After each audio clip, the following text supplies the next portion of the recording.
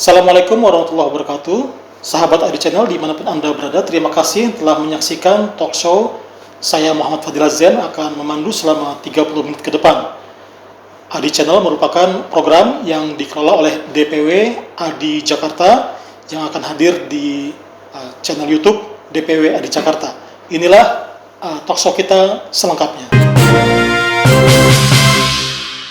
Sahabat ID Channel, dalam kesempatan kali ini kita akan membahas tentang bersepeda di perkotaan, apakah sebuah gaya hidup atau kebutuhan. Di studio telah hadir seorang jurnalis senior dan juga cyclist. Dia adalah Cahya Gunawan. Kita sapa terlebih dahulu. Assalamualaikum Mas Cahya. Waalaikumsalam warahmatullahi wabarakatuh. Mas Fadil, apa kabar? Baik, alhamdulillah. Terima kasih telah hadir studio. Alhamdulillah, terima kasih sama-sama. Ya, Mas, ini mengenai bersepeda di perkotaan ya. Mungkin Anda punya pandangan menarik apa yang harus dibenahi dari pemerintah, dari pemangku kebijakan dan juga masyarakat. Ya, Mas Fadil, kalau tadi Mas Fadil mengatakan bahwa apakah bersepeda di perkotaan atau urban cycling di perkotaan itu kebutuhan atau gaya hidup, ya menurut saya sih dua-duanya. Tapi untuk konteks Jakarta, ini sebenarnya kan seharusnya dengan jalur sepeda yang ada sekarang, yang existing sekarang, yang panjangnya yang dibangun oleh Pemda DKI sepanjang 300 km lebih, itu dibangun sejak tahun 2012 sampai 2023 ya, artinya berdasarkan anggaran ya itu ya. Itu seharusnya dengan penduduk Jakarta yang metropolitan, harusnya jalur sepeda itu bisa digunakan untuk kepentingan sehari-hari gitu, baik pekerja middle lower maupun yang profesional. Cuma itu tadi ekosistemnya ini belum terlalu mendukung. Kenapa? Karena walaupun sudah ada undang-undang lalu lintas dan jalan raya di mana pesepeda dan pejalan kaki itu diprioritaskan, tapi dalam realitanya justru di jam-jam kerja seperti sekarang, antara jam 8 atau jam 6 sampai jam 5 sore sampai malam bahkan, posisi dari pesepeda maupun pejalan kaki itu cenderung tersisihkan. Makanya di jalan utama seperti Jalan Tamrin Sudirman, di zamannya Gubernur Pak Anies Baswedan, itu trotoar atau untuk pejalan kaki itu dibuat lebar.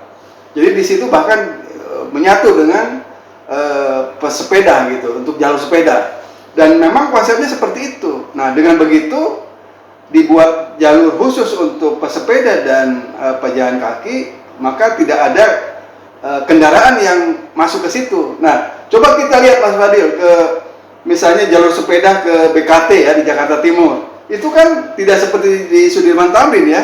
Itu menyatu dengan jalur kendaraan. Nah, itu sudah diokupasi oleh kendaraan. Jadi dari segi security sebenarnya bersepeda di Jakarta ini agak rawan gitu. Bahkan di jalur utama pun jalur sepeda itu juga sering diokupasi oleh kendaraan, terutama motor. Nggak, sebenarnya kesadaran dari warga sendiri untuk bersepeda supaya dia sehat atau hanya sekedar tren, itu bagaimana Anda melihatnya? Nah, kalau ini sekarang ini ada lapisan masyarakatnya beda-beda. Segmentasinya beda-beda. Segmentasinya beda-beda. Ada lapisan masyarakat yang untuk lifestyle, ya kan? Dia pakai road bike, berkomunitas, rombongan gitu ya. Tapi pada saat yang sama bukan hanya lifestyle, tapi untuk kebutuhan sehat juga itu ada. Jadi untuk kebugaran. Nah, di sisi lain ada untuk kepentingan komunitas, berkumpul gitu kan. Ada biasanya kalau teman-teman di Bike to Work itu mereka berkumpul di FX misalnya, di pelataran FX di Sudirman. Jadi masing-masing punya goal sendiri-sendiri gitu, dan itu sah-sah aja. Yang jelas kalau saya amati ya, saya sebagai cyclist dan pengamat juga yang orang-orang pesepeda, kalau kita ingat pada saat zaman COVID-19 itu kenapa tiba-tiba orang bersepeda booming? Karena mindsetnya waktu itu kalau mau sehat, imun kita sehat, kita harus berolahraga, antara bersepeda atau berjemur kan gitu. Makanya penjualan sepeda waktu itu, toko-toko sepeda laris waktu itu sampai habis semua stok itu. Nah, itu karena ada pemicunya, ada gitu. peristiwa. Iya, ada peristiwanya. Jadi katakan dalam hal tertentu bersepeda ini musiman, tapi di hal-hal lain bagi kelompok tertentu itu ada COVID atau tidak ada COVID, tetap orang bersepeda gitu Bang Mas. Dari kalangan komunitas, apa yang dilihat ada hambatan nggak di jalan gitu kan? Apakah sudah cukup atau masih ada yang kurang? Nah, saya kira kalau menurut saya, Mas Fadil, itu ekosistemnya. Jadi bagaimana bukan hanya dari infrastruktur jalur sepeda, tapi yang menurut saya penting adalah bagaimana pesepeda itu bisa menggunakan jalur sepeda itu dengan aman.